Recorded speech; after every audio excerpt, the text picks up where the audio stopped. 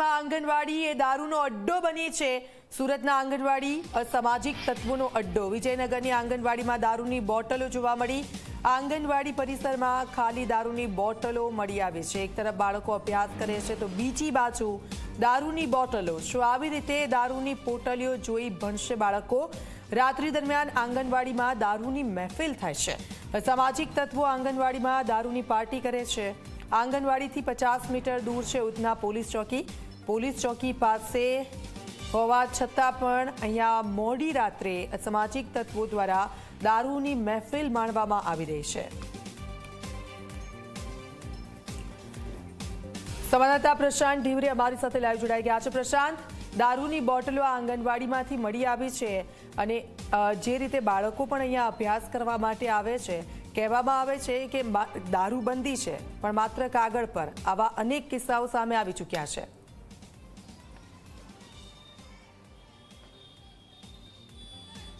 જે બિલકુલથી કે દારૂબંધીના જે દાવા સરકાર કરતી હોય છે અહીં ક્યાંક ફોકટ સાબિત થયા છે।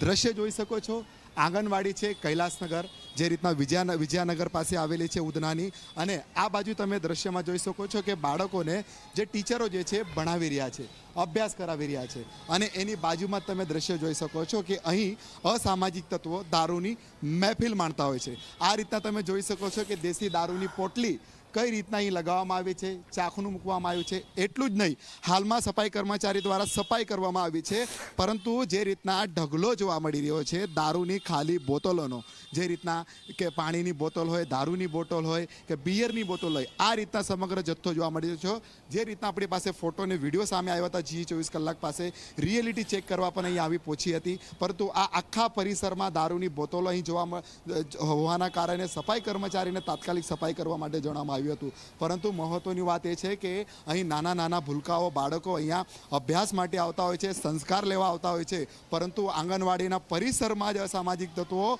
જે રીતના દારૂની મહેફિલ માણી રહ્યા છે અને બાળકોના ભવિષ્યનું શું, જ્યારે પોલીસ શું કરી રહી છે, 50 મીટરની દૂરીમાં જ પોલીસ ચોકી પણ આવેલી છે, અહીં આ રીતના નાના નાના ભૂલકાઓ આપણને ભણતા પણ નજરે પડી રહ્યા છે। શિક્ષિકા દ્વારા એમને ભણાવવા પણ આવી રહ્યું છે। સુપરવાઇઝર છે અહીંયા, સુપરવાઇઝર બેન, દારૂની બધી બોટલો છે પરિસરમાં, કઈ રીતે જોવો છો?